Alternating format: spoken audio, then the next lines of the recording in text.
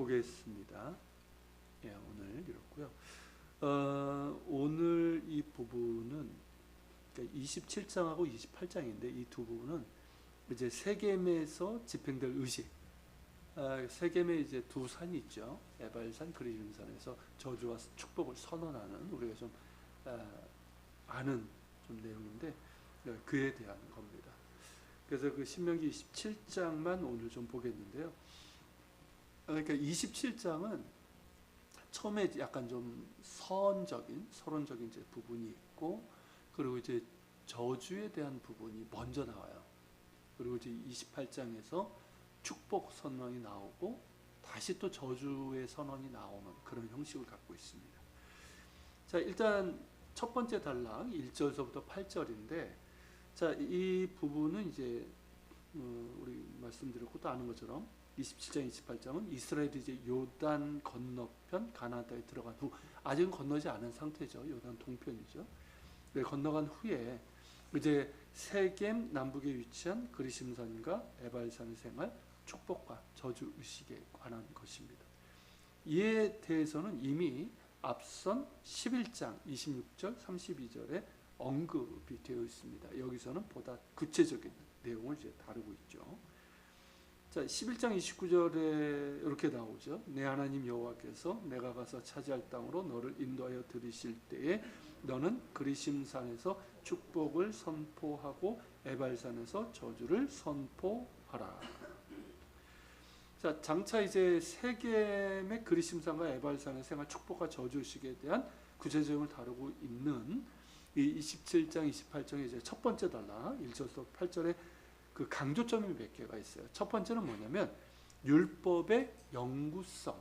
그러니까 의식을 행할 때는 그냥 의식 자체가 목적이 아니잖아요. 그러니까 여기도 마찬가지인데 이 의식을 행하는 목적이 뭐냐? 율법의 영구성. 그러니까 하나님과의 언약이 대대로 지속되어야 하는 것처럼 언약 율법 역시 어떻습니까? 영구적으로 보존되어서 백성이 약속한 의무를 정기적으로 상기시켜 주는 의식이 있는 거죠. 이것이 이제 모세와 더불어서 이스라엘 장로들과 레위 제사장들이 더해진 이유이기도 합니다. 그전까지 이제 모세가 개인적으로 그냥 말하거나 명령하거나 했죠. 근데 여기서는 모세와 이스라엘 장로들이, 그리고 모세와 레위 제사장들이 백성에게 명령하기를, 이렇게 나와요. 이게 더해진 이유죠. 이제 모세는 퇴장하게 되죠. 신명기를 끝으로 이제 모세는 역사에서 퇴장하게 됩니다. 그렇지만 그가 하나님으로부터 받아 전한 율법을 보존하고 시행하는 일은 이들 그룹, 곧 제사장들과 장로들의 책임이 될 것입니다. 이 부분이 이제 유대교 미시나, 그러니까 탈무드를 이루고 있고, 탈무드의 전신이라고 하셨는데, 거기에 이제 피르케이 아봇, 우리말로 하면 이제 선조들의 어록, 그러니까 랍비들의 어록이에요. 거기에 보면 이를 언급하고 있어요. 그래서 모세는 토라가 이제 이게 굉장히 범위가 넓어요. 토라라고 했을 때, 어쨌든 이제 뭐 율법이라고 하고 그냥 토라를 시내산에서 받았으며 그것을 이제 여호수아에게 넘겨 주었고, 여호수아는 장로들에게, 장로들은 예언자에게, 예언자들은 대의의 의원들, 대의의 의원들이 이제 사내들인 공회를 얘기하는 거예요. 이렇게 넘겨 주었다. 이게 바로 이제 그러니까 그 율법을 보존하고 시행하는 책임을 얘기하고 있는 것입니다. 따라서 모세는 자신에게 주어진 책임을 이어받을 이제 백성의 장로들과 제사장들과 함께 이스라엘 백성에게 명령하고 있는 것이죠. 그리고 이제 율법의 영구성을 강조하기 위해서 요단을 건너 차지하게 될 땅에서 큰 돌들을 세우고 석회를 바르고 그의 율법의 모든 말씀들을 기록할 것을 명하고 있습니다. 이게 1절부터 3절이에요. 보겠습니다. 모세와 이스라엘 장로들이 백성에 명령하여 이르되 내가 오늘 너희에게 명령하는 이 명령을 너희는 다 지킬지니라.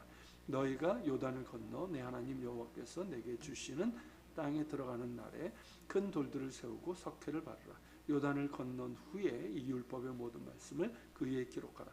그리하면 내 하나님 여호와께서 내게 주시는 땅 곧 젖과 끓이 흐르는 땅에 내가 들어가기를 내 조상들의 여호와 하나님 여호와께서 내게 말씀하신 대로 하리라.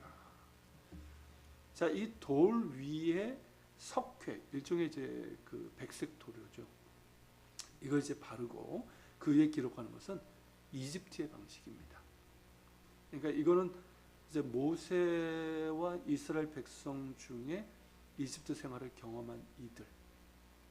그러니까 뭐 그 어른들은 그 여호수아 갈렙을 빼놓고 다 이제 광야에서 죽었지만 어린 아이들, 그죠?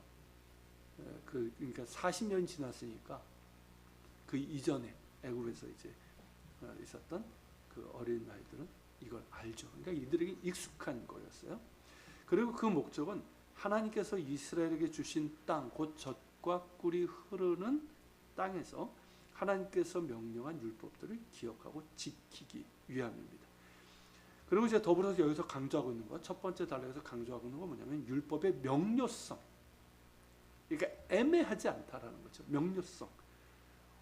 그리고 이제 이게 이제 그 행위와 그 여기서 사용된 단어에서 분명히 드러나요.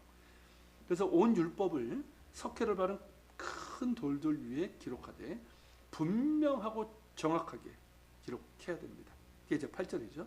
너는 이 율법의 모든 말씀을 그 돌 위에 분명하고 정확하게 기록할지니라. 자, 이제 우리 성경이 정확하게 이게 부사로 번역되어 있는데 원래는 동사예요. 원문으로 보면 동사입니다.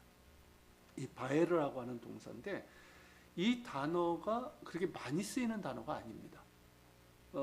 근데 이제 신명기 1장 5절에서 모세가 이 율법을 설명하기 시작했다. 여기서 사용된 단어예요. 이 바에르라는 단어, 원형이 이제 바아르라는 단어인데 이게 원래는 뭐냐면 서판. 그러니까 예전 서판은 어땠죠? 진흙을 구워가지고 만든 점토판이나 아니면 돌판이었거든요. 거기에다가 글을 또렷하게 새기는 동작을 가리키는 단어예요. 뭔 얘기인지 아시겠죠? 그러니까 점토판이나 돌판에 글을 새기는, 또렷하게 새기는 그걸 얘기하는 거였어요. 자, 글을 서판에 새겨서 또렷하게 각인하려면 어떻게 될까요? 글자를 깊이 파야 되죠. 귀찮아하고 슬쩍 파면 그냥 없어지죠. 이런 의미를 가진 단어가 설명하다는 뜻으로 사용된 것은, 그러니까 이게 이제 언어의 한계예요. 이 의미를 이렇게 번역을 하면 애매해지는 거죠. 어쨌든 그런 이제 설명하는 뜻으로 이제 사용이 된 것은 서판의 표면을 깊이 파여 또렷하게 글자가 보이듯 매우 정확하게 이게 설명할 때, 그러니까 우리가 그러잖아요. 어떤 것을 각인시켜 준다 이 얘기하잖아요. 그러니까 만약에 복원을 하려면 모세가 율법을 백성들이 각인시켜 주듯이 뭐 이런 식으로 좀 했으면 좋겠는데 그걸 얘기하는 거죠. 그래서 이제 신명기 1장 5절에서 모세가 율법을 설명하기 시작했다는 것은 자신이 시내산에서 하나님께 돌판을 받았잖아요. 말씀을 새긴, 그죠? 말씀하시고 그 새긴 돌판을 받았단 말이죠. 그 율법, 토라의 말씀을 백성들의 마음판, 그래서 이 마음판이 자주 나오는 거예요. 너희 마음에 새기라. 그죠? 마음판에 또렷하게 새기듯 정확하고 열정적으로 설명했음을 보여주는 것입니다. 하나님의 말씀은 정확하게 전달돼야 되죠. 그러니까 이 장로들과 제사장들에게 주어진 사명이 거예요. 정확하게 설명, 전달돼야 되고 그 말씀을 받는 백성들은 어떨까요? 마음판에, 그러니까 귀로 듣는 것이 아니라 마음판에 또렷하게 새기듯 주의 깊게 들어야 되고 마음에 잘 간직해야 됩니다. 그래야지 그 말씀에 따라 살아갈 수 있는 가능성이 열려요. 제가 가능성이라는 표현을 쓴 이유 아시겠죠? 이렇게 해도 참 힘들어요. 이렇게 해도 가능성이 열리는 거. 자, 이렇듯 모세는 백성들의 지도자 그룹인 제사장들과 장로들에게 하나님의 말씀을 정확하고 분명하게 가르칠 것과 그 말씀을 듣는 백성 역시 정확하게 듣고 배워서 청종할 것을 명하고 있는 겁니다. 첫 번째 단락 1절에서 8절에서 강조하는 이제 세 번째는 뭐냐면 여기 규정된 의식들의 의미는 의식을 행하는 때와 장소와 직결되어 있다는 거예요. 그러니까 아무 때, 아무 장소에서 행해서는 안 되는 것이고 구체적인 때, 구체적인 장소가 이제 나옵니다. 이 의식을 행할 때는 언제죠? 너희가 요단을 건너는 때. 이게 2절, 3절, 4절 반복되어 있습니다. 즉 마침내 하나님의 약속이 성취될 때, 신명기가 고대하고 예언한 전부가 마침내 현실이 될 그때 행하라는 거죠. 그리고 그 장소는 당연히 하나님께서 약속하시고 인도하신 땅, 적과 꿀이 흐르는 가나안 땅입니다. 요단 동편도 큰 범주에서는 가나안이에요. 거기도 가나안인데 하나님께서 구체적으로 얘기하신 것은 요단 건너 서쪽. 자, 3절 읽겠습니다. 요단을 건넌 후에 이 율법의 모든 말씀을 그 위에 기록하라. 그리하면 땅에 내가 들어가기를 내 조상들의 하나님 여호와께서 내게 말씀하신 대로 하리라. 자, 이스라엘은 이제 성취된 하나님의 약속에서 하나님의 은혜를 경험한 후 율법과 그에 대한 헌신을 기념비적으로 표현하게 될 것입니다. 이게 기념비죠. 그러니까 그 땅에 세울 돌들보다 그 땅 자체가, 그러니까 땅이 더 중요해요. 사실은 그 땅 자체가 하나님의 은혜를 드러내는 훨씬 큰 기념비일 겁니다. 돌들은 하나님의 언약 율법을 증언하겠죠. 그리고 그 돌들을 세우는 땅은 하나님이 언약에 충실하시다는 사실을 또한 증언할 것입니다. 일처럼 이제 물리적인 상징물에서도 율법은 은혜 근거를 하고 있다는 거죠. 자, 그리고 이제 네 번째 강조점은 뭐냐면 이 모든 사건이 예배에 잠겨야 된다. 그러니까 예배 가운데 있어야 된다. 예배 가운데 이루어져야 된다는 거죠. 그래서 5절 7절 또 거기서 내 하나님 여호와를 위하여 제단 곧 돌단을 쌓되 그것에 쇠 연장을 대지 말지니라. 너는 다듬어지지 않은 돌로 내 하나님 여호와의 제단을 쌓고 그 위에 내 하나님 여호와께 번제를 드릴 것이며 또 화목제를 드리고 거기에서 먹으며 내 하나님 여호와 앞에서 즐거워할지니라. 그렇죠? 여기 이제 다 예배잖아요. 그죠? 제단을 쌓으라. 이 명령은 출애굽기 20장 24절 이하의 제단법을 따르고 있습니다. 그러니까 이스라엘은 모든 제단법, 제단을 쌓을 때는 이 출애굽기 20장 24절이 그 근거예요. 자, 그 중에 25절이 이제 구체적인 내용이 나오죠. 내가 내게 돌로 제단을 쌓거든 다듬은 돌로 쌓지 말라. 내가 정으로 그것을 쪼면 부정하게 함이니라.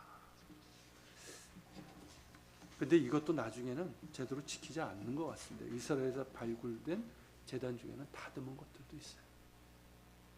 그러니까 뭐 나중에 지멋대로 하자는 거죠. 자, 다음 페이지 4페이지죠.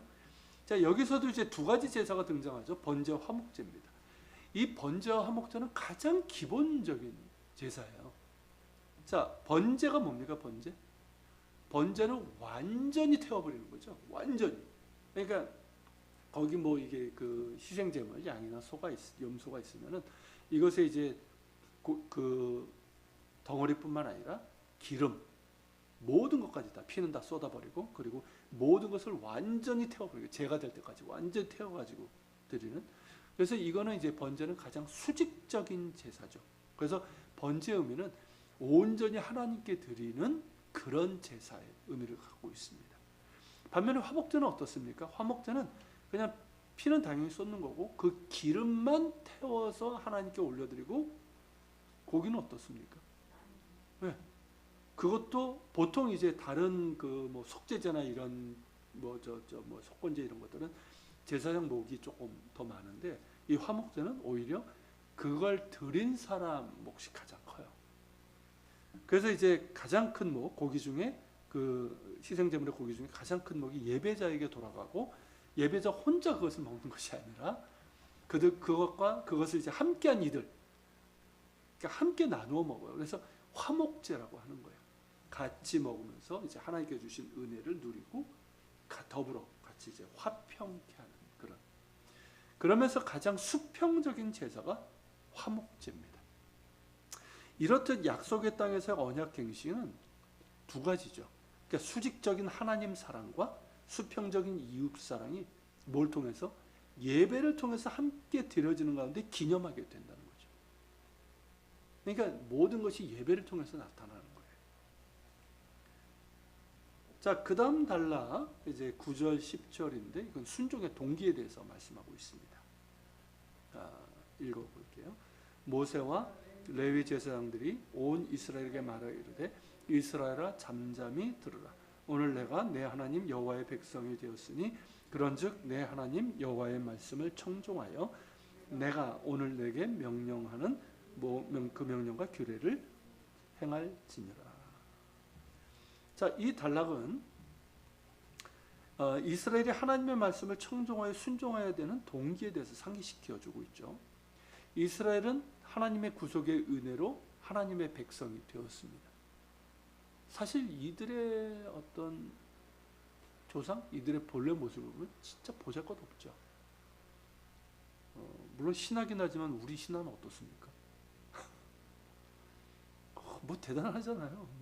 그죠? 환인, 환웅, 신하니까. 근데 이제 이스라엘 같은 경우는 어떻습니까? 사실 그대로죠. 근데 아브라함 사실 어떤 사람이에요? 갈대아, 그러니까 메소포타미아 남부 지방을 얘기하는 건데 거기가 이제 문명의 중심지인데 그 갈대아 우르를 떠나서 방랑하는 유목민이에요. 그죠? 집도 땅도 없이 떠돌아다니는 유목민이에요. 그 유목민의 후손이에요. 그리고 애굽의 노예였단 말이죠. 그런 그들이 살아계시고 거룩하신 한 분 야훼 하나님의 백성이 됐다. 이건 상식적으로 불가능한 거고 논리적으로도 말이 안 되는 거죠. 그러니까 성경이 그 얘기하잖아요. 너희가 모든 민족에서 뛰어나서가 아니라 가장 작은 자라서. 그러니까 전적인 하나님의 선택과 구속의 은혜였습니다. 그 은혜로 그들의 정체성이 부여된 거죠. 그 정체성이 뭐예요? 하나님의 언약 백성. 어마어마한 거죠.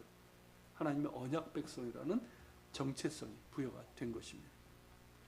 그러고 있는 동시에 이스라엘이 무엇을 해야 되는지를 보여주는 거예요. 그러니까 우리도 마찬가지예요. 우리가 하나님의 자녀가 됐잖아요. 오직 예수 그리스도의 은혜로 말미암아. 그것은 곧 우리가 무엇을 해야 되는지를 보여주는 거죠. 이스라엘은 그들의 하나님 야훼의 말씀을 청종하고 그 명령과 규례를 행하여야 합니다. 그러니까 은혜가 곧 순종의 이유예요. 다른 것 아니에요. 그래서 은혜를 아는 자가 순종하게 되는 거예요. 동기이고 은혜를 아는 자의 마땅한 삶이죠. 그래서 우리에게 필요한 것은 은혜다. 은혜 가운데 가는 것이고. 자, 그리고 이제 여러분들 여기 이제 오래간만에 사진을 넣는데 여기 이제 그리심산과 에발산입니다. 이게 좀 예전 사진이에요. 지금은 그 건물들도 굉장히 많아지고 특히 그리심산 여러분들이 그냥 볼 때 텍스트를 볼 때 이제 왼쪽 편 그 그리심산이 나무들이 훨씬 더 많아요. 그리고 이 사진으로는 그리심산이 높은 것처럼 보이는데 실제로 에발산이 조금 더 높습니다. 에발산이 한 800여 미터 되고요. 그리심산이 800m가 조금 못 돼요. 그렇게 돼 있고 이렇게 세겜 골짜기. 세겜이라는 것 자체가 이게 예전에 우리 성경 지리할 때 했었지만 요거거든요. 요거 목덜미. 세겜이 이제 목덜미라는 뜻이에요. 그래서 이제 그리심산, 에발산 이렇게 있는 거죠. 그리고 이제 에발산에서 하나 중요한 것이 이제 발굴이 됐는데 이게 뭐냐면 여호수아 제단이에요. 그러니까 큰 돌들을 쌓고 석회를 바르고 새겨라. 그리고 이제 하나님께 제단을 했죠. 요거예요. 이게 발굴이 돼서 굉장히 중요하고, 근데 지금 이제 팔레스타인 지역이어가지고 이렇게 이스라엘은 못 가고, 우리는 갈 수 있는데 우리도 조금은 쉽게 가기는 어려워. 개인적으로 가시는 분들이 있긴 해요. 그런 것이고요. 자, 계속 보겠습니다. 자, 이제 본격적인 내용이 나오죠. 먼저 이제 저주가 나오는데 저주 선포, 에발산에서 선포할 저주 11절서부터 26절까지입니다. 구체적으로 축복과 저주식이 이제 행해질 장소가 언급이 됩니다. 장소에 대한 이제 그리심산과 에발산이에요. 이 두 산은 우리가 사진에서도 본 것처럼 세겜의 남쪽과 북쪽에 위치합니다. 자, 세겜은 중앙산악지대 북쪽 지역. 여러분 밑에 그 교재 밑에 보면 보이죠? 이게 도로 이제 빨간 선 쭉 이렇게 있는데 여기 이제 중앙산악지대에 난 그 산등성이 길이에요. 이거 이제 중앙산악지대인데, 그러니까 도단이라고 써 있죠. 도단부터 대략 헤브론 조금 밑에까지인데 거기까지가 중앙산악지대예요. 그거를 이제 그 베델 약간 밑으로 잘라가지고 위쪽은 사마리아 산지 또는 에브라임 산지라고 하고 밑에는 유다 산지라고 부르죠. 그 이유가 뭐냐면 솔로몬 이후에 이제 남북으로 갈라지게 되면서 그렇게 부르게 된 거고, 사실 하나의 산맥이에요. 산맥이고 중앙산악지대예요. 그러니까 중앙산악지대라는 얘기는 요 요단 강 이 서편 지역의 중앙에 있는 산지다. 그렇게 이해하시면 되겠죠. 자, 세겜 위치를 한번 보세요. 세겜이 이제 그 중앙산악지대 북쪽 지역에 있죠. 후대 사마리아 산지 혹은 에브라임 산지로 불리게 되는 지역의 중심 도시입니다. 그리고 땅이 비옥해요. 그리고 이제 물이 풍족합니다. 뭐 강우량이 이스라엘 땅에서는 이제 많은 편이고, 그리고 샘이 많아요. 우물이 많아요. 그쪽에. 그래서 이제 일찌감치 도시가 세워졌고, 그리고 이제 골짜기를 따라서 동서남북으로 이어집니다. 그러니까 이 에발산과 그리심 사이가 이제 동서로 이렇게 돼 있는 골짜기거든요. 그래서 이제 이렇게 가면 지중해 쪽으로 가고, 이렇게 하면 이제 요단강에서 요단 동편으로 가게 되고, 세겜에서 코스를 꺾어가지고 북쪽으로 올라가면 갈릴리고, 밑으로 내려가면 그냥 예루살렘이고, 그러니까 그런 지역이에요. 그런 까닭에 이제 세겜은 당시 가나안 땅의 가장 핵심적인 도시였고 상징적인 곳이었습니다. 그래서 대개 이제 그 메소포타미아 지역에서 이제 출발해서 가나안으로 들어온다고 했을 때 대개 이렇게 들어오는 코스가 이렇게 요단강을 따라서 쭉 내려오다가 꺾어서 들어가서 세겜으로 들어가게 돼요.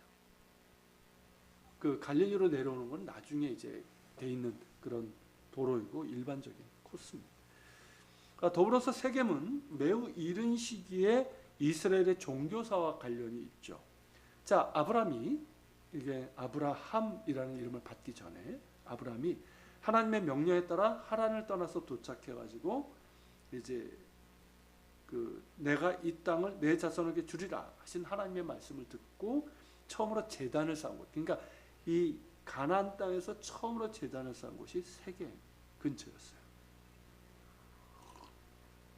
이게 창세기 2장 12장 5절 7절에 나오죠. 그리고 이제 야곱이 이제 밧단 아람에서 이제 돌아오게 되죠. 가나안 땅으로 이제 돌아와서 이제 형 에서를 만나고 나서 장막을 치고 땅 얼마를 사고 하나님께 제단을 쌓은 곳도 세겜이었죠. 그래가지고 거기 그 야곱이 산 땅 거기에 우물이 있죠. 야곱의 우물이라고 하는데 거기에 지금 이제 교회 건물이 있고 교회 그 위에다 교회를 짓고 그래서 교회 이제 맨 지하에 야곱의 우물이 있습니다. 그 지역이 이제 야곱이 이제 산 땅이죠. 그래서 화를 당하죠, 사실은. 하나님께 베델로 가겠습니다. 서운했으면 먼저 베델부터 가야지. 그러니까 그만큼 그 땅이 좋았다는 거예요. 그리고 조금 후대지만 여호수아가 죽기 전에 마지막으로 이스라엘의 모든 지파를 모아서 하나님의 은혜로 차지하게 된 이 땅에서 오직 야훼 하나님만을 섬길 것을 촉구하죠. 나와 내 가족은 오직 하나님만을 여호와만을 섬길 것이니, 그죠? 그러면서 결단을 촉구하죠. 그러니까 여호수아의 이제 유언 설교인데 그것 역시 세겜이었습니다. 그리고 이제 솔로몬의 아들 르호보암이 자신의 와기를 확정하기 위해서 어리석게도 세겜으로 가죠.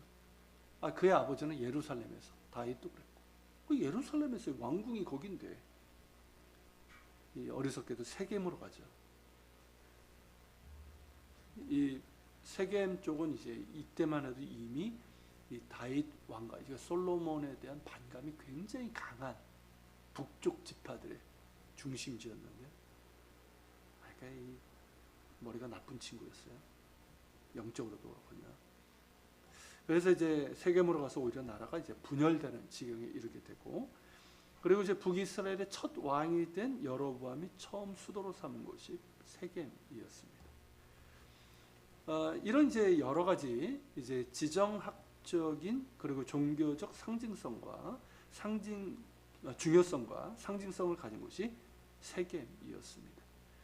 그런 연유로 세겜에서 이 의식들을 행할 것을 명하신 것으로 볼 수 있는데, 이는 이제 후대에 대한 교육적인 목적도 있다 할 수 있습니다. 자, 여러분 지도 옆에 다시 한번 보세요. 여기 보면 세겜에서, 그러니까 남북으로 이어지는 산등성이 길이 있죠. 요 길이 이제 아브라함, 이삭, 야곱 그리고 그 아들들이 이 길을 따라 왔다 갔다 했어요. 그러니까 헤브론에 거주하기도 하고 브에세바에 있기도 하고, 근데 유목민들이니까 양들을 치고, 그러니까 풀 따라가는 거예요. 풀 따라. 건기가 되면 이제 남쪽으로 갈수록 강우량이 적기 때문에 풀들이 짧고 빨리 끝나요. 그러니까 점점 위로 가는 거예요. 건기가 길어질수록. 그래서 어디까지 갔습니까? 야곱의 아들들이 도단까지 가잖아요. 그때 헤브론이었어요. 거주하던 데가. 어디까지? 도단까지. 엄청 올라갔죠. 그렇게 왔다 갔다. 그래서 이 길을 족장들의 도로라고 부릅니다. 족장들의 도로. 그래서 그 아래로는 우리가 지도에서 보는 것처럼 실로, 베델, 예루살렘, 베들레헴, 헤브론, 브에셰바로 이어지는 길이고, 북쪽으로는 이제 도단, 이스라엘 평야, 그리고 갈릴리, 호수, 가버나움 쪽으로 쭉 이어지는 길입니다. 그 세겜 같은 경우 지도에서 보면 그 요단 동편으로 그 골짜기 길이죠. 골짜기 쭉 따라가면 어디로 갑니까? 숫곳, 브누엘, 마하나임 이어지죠. 요 길이 야곱이 왔던 길이고 아브라함이 내려왔던 길이에요. 자, 12지파가 주로 거주하던 지역을 남북으로 관통하는 도로인데, 12지파가 실제로 이제 분배를 받은 건 해안 평야까지 받았지만 어떻게 됩니까? 축소가 되죠. 많이 뺏겨요. 블레셋한테. 그래서 주로 거주하던 지역이 사실은 요 도로 근방이에요. 다. 그래서 12지파가 주로 거주하던 지역을 남북으로 관통하는 도로인데, 이 도로를 따라 이제 오가면서 후손들은 뭘 보게 될까요? 이 기념비들을 보는 거예요. 그러니까 세겜 등등에 세워진, 뭐 여기만 있는 게 아니잖아요. 뭐 그 족장들이 브에셰바, 뭐 헤브론 곳곳에 이런 것들이 있는데, 그런 기념비와 제단을 통해서 그것들이 세워진 이유, 그리고 그 의미에 대해서 알게 되는 것이죠. 특히 이제 세겜 골짜기 위아래에 위치한 에발산과 그리심산은 그 자체가 어떨까요? 그 자체가 기념비예요. 왜냐면 이스라엘 12지파가 반으로 나눠가지고 거기 서가지고 축복과 저주를 선포하고 제단을 쌓고 하나님께 드리고 이랬으니까. 그래서 이제 그 골짜기를, 세겜을 근처를 지나거나 세겜 골짜기를 지날 때마다 그들이 날마다 직면하는 단순한 선택, 그게 뭐예요? 하나님께 충성과 순종할 것인가, 아니면 불충성할 것. 이 선택과 그 선택이 초래하는 아주 상이하고 심각한 결과를 상기시키게 되는 거죠. 그런 교육적인 목적도 담겨 있습니다. 자, 이스라엘이 요단강을 건넌 후 세겜에 이르렀을 때 12지파는 이제 다음과 같이 반으로 나눠서 한 그룹은 그리심산에 서고 다른 한 그룹은 에발산에 서서 각각 축복과 저주를 선포해야 됩니다. 그래서 여기 교재에 있는 것처럼 그리심산에선 축복 선포인데, 시몬, 레위, 유다, 이사갈, 요셉, 베냐민 지파. 그리고 에발산에서는 저주가 선포되는데 루벤, 갓, 아셀, 스불론, 단, 납달리. 이렇게 되죠.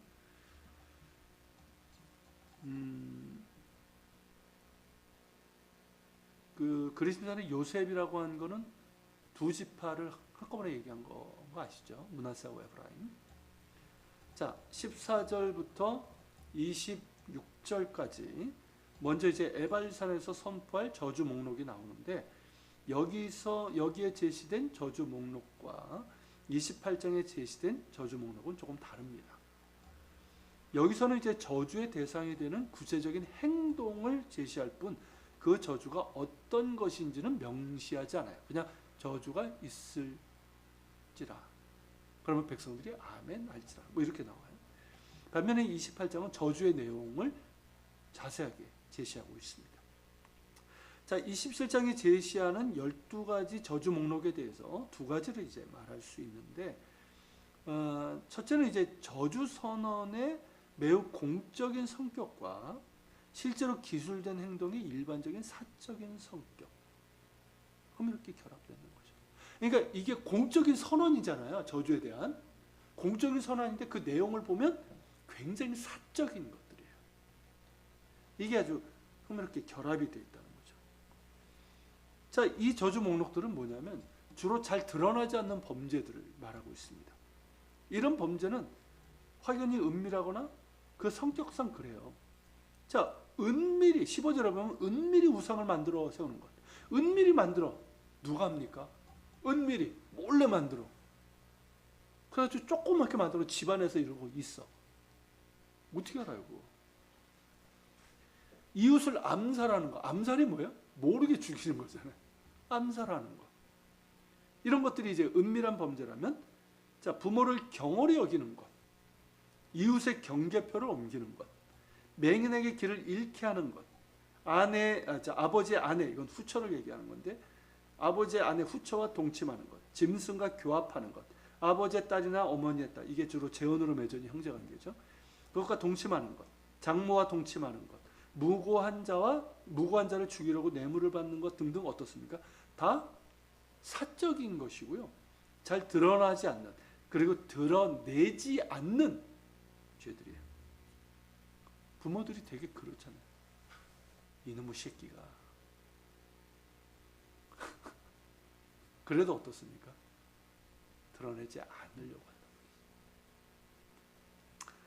자, 그리고 이제 객이나 고아나 과부의 송사를 억울하게 하는 것. 이거는 이제 드러날 수 있는 거죠. 이런 것들을 제외하면 거의 다 그러합니다. 그러니까 범죄한 자들이 스스로 드러내거나 목격자, 증인이 고발하지 않는다면 알기 어렵고, 그러므로 성격상 이 범죄들은 공개 법정에 회부되어서 재판과 판결까지 가지 않을 경우가 많을 거예요. 그러니까 실제로 이거는 뭐 처벌되지 않을 가능성이 높은 것들이에요. 사적이고 은밀한 것들이 많아요. 그런데 저주에서는 어떻습니까? 매우 공적이에요. 민족 전체가 지금, 그죠? 공동체 전체가 지금 선언하고 있는 거죠. 이게, 그러니까 우리는 이제 형법상의 어떤 죄들에 대해서만 익숙해져가지고 이 사적인 은밀한 것들은 가볍게 여기는 경향이 있어요. 내가 뭐 그런 짓 졌어? 죄의 경중을 따져요, 우리는 그러면서. 그런데 하나님 보실 때는 그렇지 않다는 거죠. 그러니까 사적인 은밀한 죄들이지만 은밀한 중에 보시는 하나님께서 보고 또 아신다는 것을 이스라엘에게 상기시켜주는 그 목적을 갖고 있습니다. 네?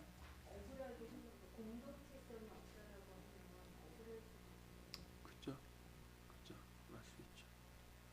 그러니까 이게 하나님께서 은밀한 중에 보신다는 것이, 그러니까 내가 홀로 있을 때 그런 얘기가 있거든요. 당신은 홀로 있을 때 누구인가? 같이 있을 때, 교회 있을 때는 경건한 그리스도인이에요.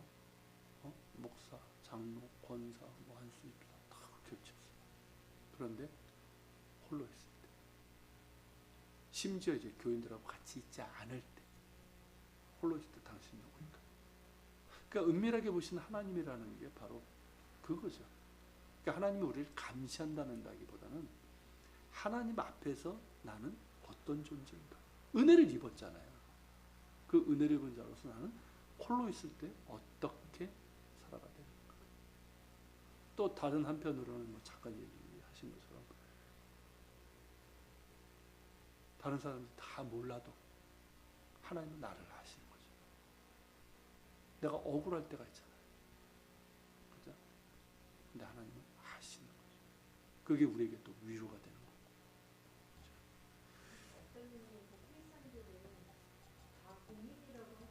그죠? 공인이에요. 그죠? 그렇죠. 그래서 이제 너희는 그리스도의 편지요, 그리스도의 향기요, 그리스도의 대사요. 공인이란 뜻이에요. 공인. 그래서 어떻게 보면 은혜를 우리가 입었다라는 것이 큰 책임이 있는 거죠. 삶에. 자, 계속 좀 보겠습니다. 그리고 이제 공동체 진노를 면한 범죄자라도 하나님의 진노를 면치 못하게 된다. 그런 이제 의미가 있는 거죠. 그리고 이제 모든 백성은 아멘 할지니라. 이게 이제 각 그 저주 선언마다 있어요. 그래서 거듭된 요구인데, 그래서 모든 악행자가 자신의 저주를 선언하는 의무를 지게 하는 효과가 있었습니다. 자, 제시된 죄를 범하는 자는 자신이 선언한 저주잖아요. 자기가 선언한 저주를 받게 되는 거죠. 자기에게 돌아오는 거예요. 무슨 의미인지 이해가 되시죠?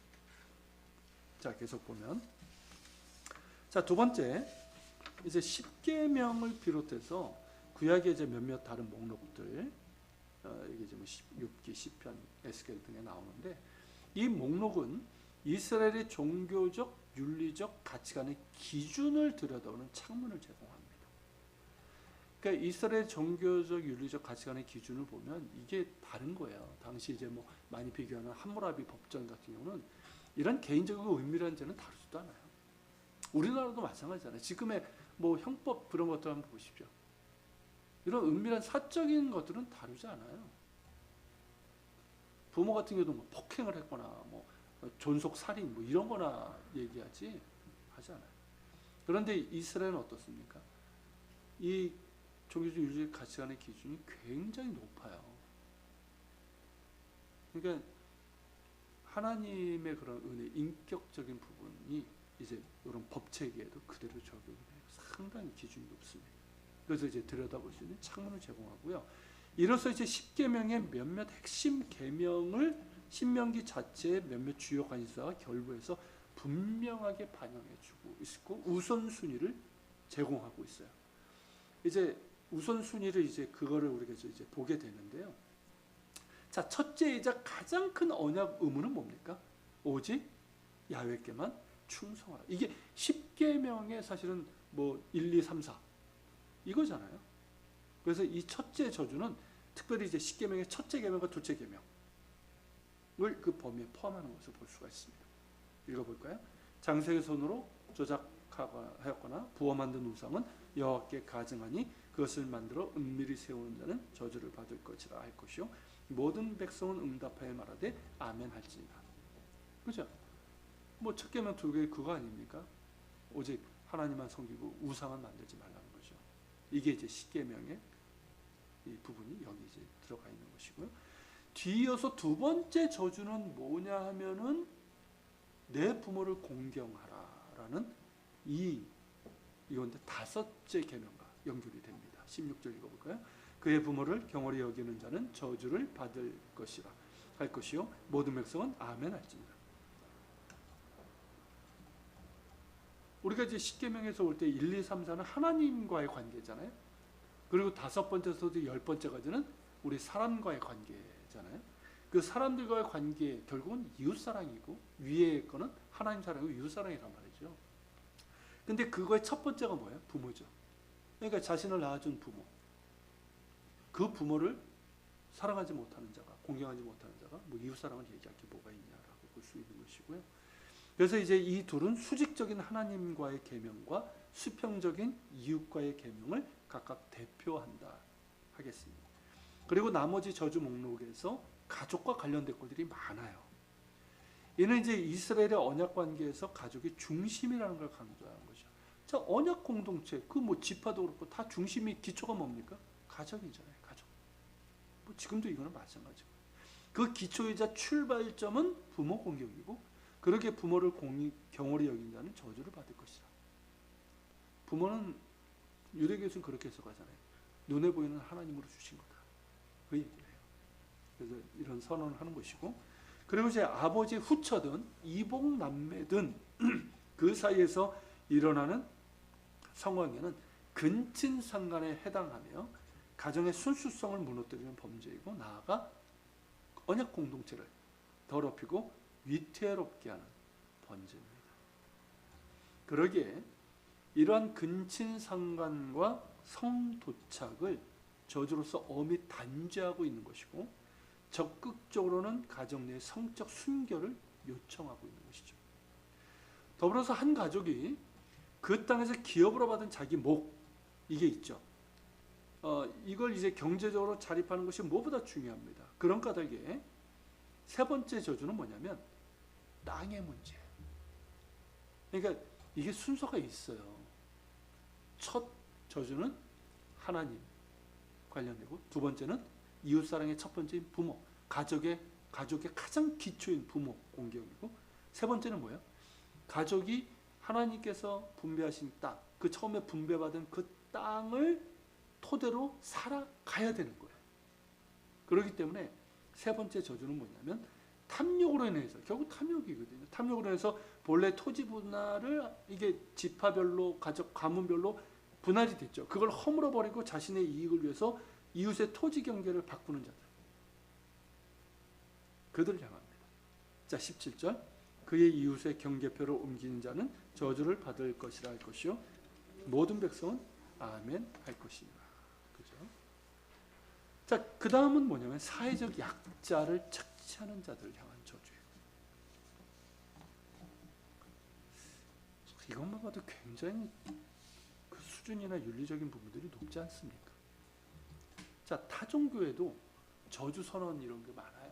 저주 문서. 거기 보면 뭡니까? 우리의 적들이요, 다. 우리의 적들. 그리고 기득권들 중심으로 다 되어 있습니다. 그게 저주 선언이에요. 근데 여기 보면 어떻습니까? 전혀 다르죠. 그러니까 이 말은 뭐냐면 하나님을 공경하고 부모, 그리고 그 땅, 가족을 지켜주고 사회적인 약자를 보호해주고, 그게 마땅하다는 거죠. 그러니까 실제로는 저주 선언이지만 뭐예요? 그렇게 해야 된다는 것을 강조하고 있는 거죠. 자, 이 약자, 사회적 약자에 대한 부분은 우리가 이제 계속 봤지만 신명기에서, 그러니까 이 언약적 유일신론, 그러니까 살아계신 오직 한 분 하나님을 이제 공경하고 섬기는 이것 다음으로 중요하게 다루는 부분이에요. 물론 이제 가족이 있지만 사회적 약자에 대한 부분이 훨씬 더 많이 언급이 되고 있어요.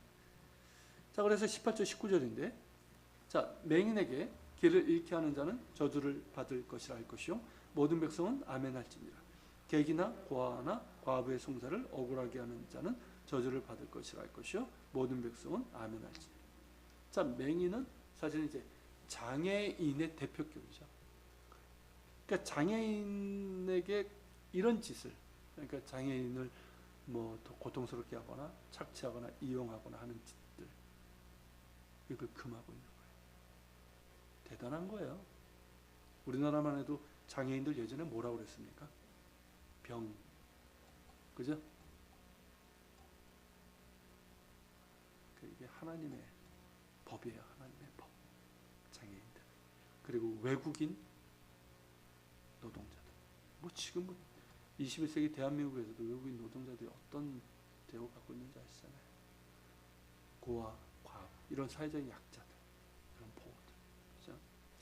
자, 그리고 이제 마지막으로 이제 마지막 저주 선언은 다시 이제 10계명으로 돌아가서 그 중간에는 이제 가족과 관련된 그런 부분들이고, 그래서 다시 10계명으로 돌아가서 살인하지 말라는 6째 계명과 역시 마찬가지죠. 인간 생명의 존엄에 근거한 두 저주가 선언됩니다. 24절 25절이에요. 그의 이웃을 암살하는 자는 저주를 받을 것이라 할 것이요 모든 백성은 아멘 할지니라. 무지한 자를 죽이려고 뇌물을 받는 자는 저주를 받을 것이라 할 것이요 모든 백성은 아멘 할지니라.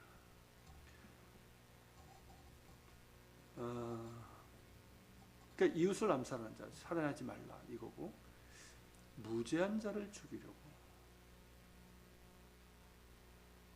참 이게 마음에 많이 와닿네요. 이게 얼마나 많습니까? 오늘날에도 죄를 만들어내잖아요.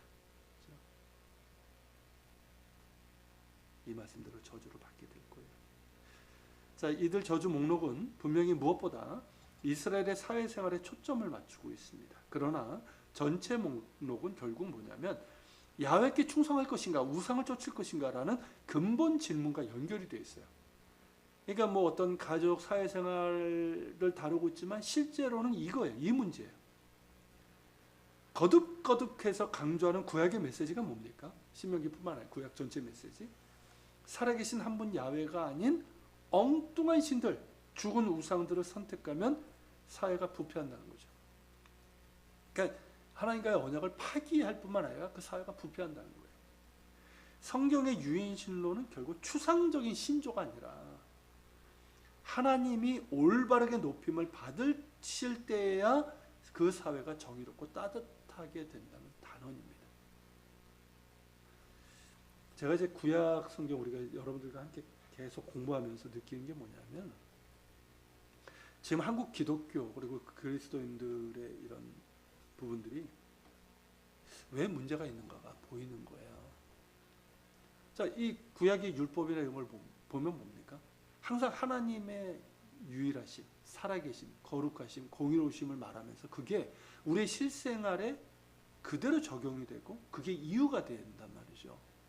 근데 오늘날 한국 기독교는 어떻습니까? 기독교들은 하나님을 얘기를 하는데 굉장히 추상적이에요. 마치 뭐가 같냐면 그리스 로마 신화에서 제우스나 그 신들이 멀리 있는 신이에요. 그냥 걔네들은 지네들끼리 노는 애들이거든. 뭐가 다릅니까? 실생활에서는 똑같지. 그렇죠? 그러니까 우리가 이제 살아계신 한 분 하나님을 믿는다는 것은 추상적인 신조가 아니에요. 이거는 하나님께서 올바른 높임을 받으실 때, 그러니까 하나님을 정말 사랑하고 공경하는 것은 뭐하고 직결됩니까? 이웃사랑과 직결되거든요. 이웃사랑과 직결되고 이웃사랑의 핵심이 결국 뭐예요? 가족이고 사회적인 약자잖아요. 그렇게 되면 어떻습니까? 이 사회적인 약자들 이런 것들을 지키려면 불법, 불의, 착취, 뇌물 안 되는 거죠. 그러니까 그 사회가 정의롭고 따뜻하게 될 수밖에 없는 거예요. 그래서 결국 이 문제는 그거예요. 야훼께 충성할 것인가? 헛된 우상을 쫓을 것인가? 이 문제. 그래서 우리 사회도 실제로 보면 뭡니까? 하나님 쫓지 않잖아요. 우상을 쫓잖아요. 보이지 않는 우상들. 눈에 보이는 우상뿐만 아니라 그 지배 당하고 있는 거죠. 자, 결론적으로 보면요. 그런 면에서 오늘날 현대사를 보면 어떻습니까? 현대 서구사회. 그리고 그 영향에 있는 대부분의 지역. 뭐 우리나라 뭐 동양도 지금 뭐 서구사회권이잖아요. 서구사회는 지난 200~300년 동안 하나님을 버렸습니다. 그러니까 계몽주의 이후, 계몽주의가 뭐 좋은 긍정적인 면도 있지만 다른 한편에서는 아주 의도적이고 조직적으로 하나님을 모든 영역에서 배제를 했어요. 그러니까 그 전까지는 사실은 그 계몽주의 이전까지의 유럽은 그냥 기독교 국가, 사회라고 보면 돼요. 물론 이제 교회가 이제 뭐 타락하고 왜곡하고 뭐 그런 많은 부분들이 있었지만 그래서 이제 모든 어떤 조직이나 사회기관이 다 그런 종교적인 것들, 기독교적인 것들이 다 있었는데 이런 것들이 이제 그 이후서부터 배제가 된 거예요. 조직적으로. 자, 영국이 뭐 유럽이나 미국만 해도 어떻습니까? 학교에서 예전에 미국만 해도 청교도들이 세운 나라잖아요.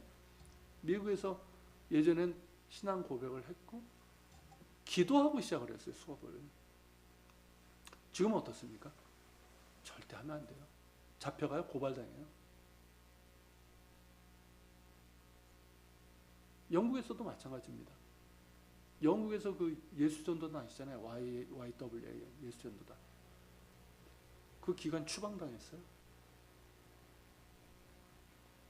그러니까 뭐 다원주의 좋아요. 타종교 존중하고 우리가 뭐 그런 건 좋은데 그 차원이 아니라 아예 배제되고 그러면서 지금은 뭐 반기독교적인 성향으로 가고 있고 물론 이제 뭐 교회와 그리스도인들이 잘못하는 부분도 있겠지만 그런 부분들이 많아요. 그러니까 여기 이제 쓴 것처럼 살아계신 하나님을 모든 공적인 영역에서 의도적으로 조직적으로 배제해 왔습니다. 그리고 그 열매를 거두고 있어요. 그 열매가 뭘까요? 가정의 순결과 안정, 소유의 존중. 예전에는 어떤 성적인 순결, 결혼의 순결, 고귀성 이런 것들이 됐는데 지금 어떠세요? 우리 사회만 봐도 그래요. 다 붕괴됐잖아요. 사회적인 궁율 뭐가 있습니까? 성적인 정결, 생명의 존엄성 다 무너지고 사라지는 고통이에요. 그러니까 이 과학 문명이 발달하면서 굉장히 풍요로워진 것 같은데 실제로 중요한 것들은 다 무너지고 있어요. 그러니까 행복하지 않은 거예요. 많은 걸 소유하는 거를 행복이라고 하는 게 그게 행복입니까? 바닷물 퍼마시는 거하고 뭐가 달라요? 그죠? 이런 상황이죠. 결국 이제 살아계신 한 분, 하나님을 의도적으로 배제한 사회는 필연적으로 우상숭배 덫에 빠지고 맙니다. 그러니까 눈에 보이는 우상은 물론 눈에 보이지 않는 우상, 돈, 뭐 내가 우상이고, 그죠? 돈, 권력, 섹스 이런 것들, 그 외에도 많아. 여기 지배당하고 맙니다. 그렇게 이제 하나님을 두려워하지도 않고 사람을 사랑하지도 않는, 하나님을 두려워하지 않고 사랑하지도 않는 자들이 이웃을 사랑할까요? 약자들을 보호할까요? 그것을 기대하기는 불가능하다는 거죠. 뭐 정의심이 아주 뛰어나지 않는 한, 본인의 도덕적인 기준이 높지 않은 한. 그러니까 우리가 뭐 우리 한국을 뭐 기독교 국가로 세우자 이런 걸 얘기하자는 것이 아니라 이런 부분들의 문제를 보면서 이런 무너진 것들을 교회와 그리스도인들이 하나 좀 세워갈 필요가 있어요. 차별금지법 그 하나 가지고만 막 그렇게 호들갑 뜰 게 아니라 정말 중요한 게 뭡니까? 사회적인 약자들, 그리고 가정 이런 부분들이잖아요. 긍휼 이런 부분들. 그런 부분에 대해서 우리가 좀 관심을 갖고 또 소리를 내야 될 부분들이 있는 거죠. 자, 뭐 마치어도 되겠죠? 네.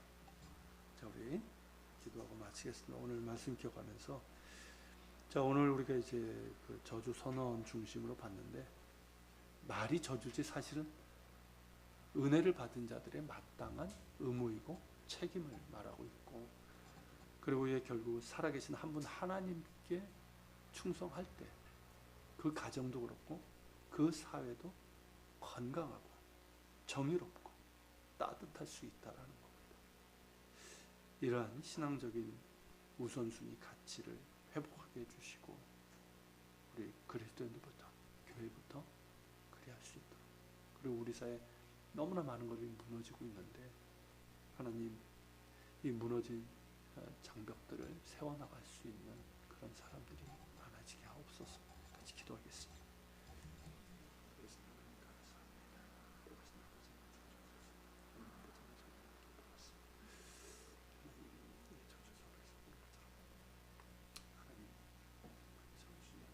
사실 은혜를 입은 자들이 마땅히 행해야 될 일들입니다. 하나님의 이 은혜를 입었기 마땅히 행해야 되고 순종해야 될 것이 오직 하나님만, 살아계신 한 분 하나님만을 섬기며 하나님을 사랑해야 될 것이고 그 사랑을 공유와 이웃을 사랑하는 이것이요 사람을 사랑하고 이웃을 사랑하고 사회적 약자를 사랑하고 가정을 사랑하고 그리고 언제나 있을 때도 하나님을 의식하며 살아가고 다른 그럴 수 있는 저도 되게 하여 주시길 원합니다. 하나님 의도적으로 배제한 혀사에 모든 것들이 무너졌습니다. 그럼에도 그들은 깨닫지 못합니다. 우리도 마찬가지입니다. 하나님 다시금 하나님을 기억하게 하시고 이 무너진 것들을 다시 세워나갈 수 있는 우리가 되고 이 교회가 되게 하여 주시옵소서. 거룩하신 하나님을 도와주시고 해주시기 원합니다. 아버지 도와주소서. 인도해 주시옵소서. 거룩하신 하나님 도와주시옵소서.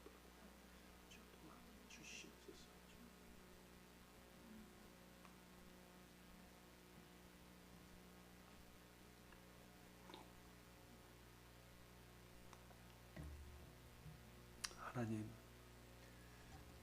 주는 과연 살아계시고 거룩하시며 공의로우시고 자비가 충만하시나이다.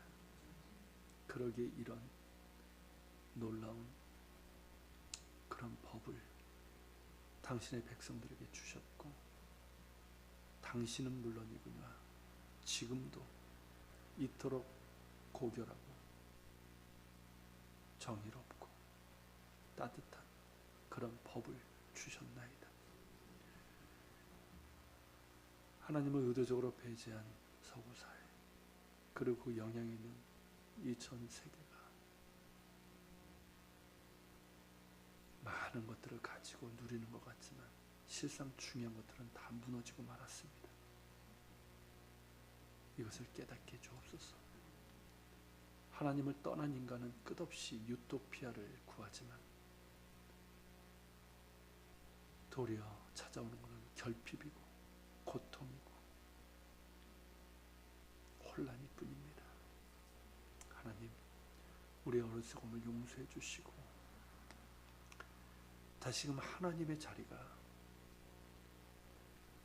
우리 인간사의 모든 영역 속에서 분명히 자리 잡기를 소망합니다.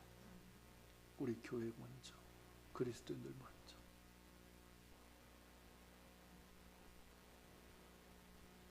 그저 입으로만 찾는 하나님이 아니라 살아계신 한 분 하나님이 사랑하기에 그 하나님 사랑이 나의 관계 속에서, 내 삶의 영역 속에서 구체적인 순종과 열매로 나타날 수 있도록 도와주옵소서.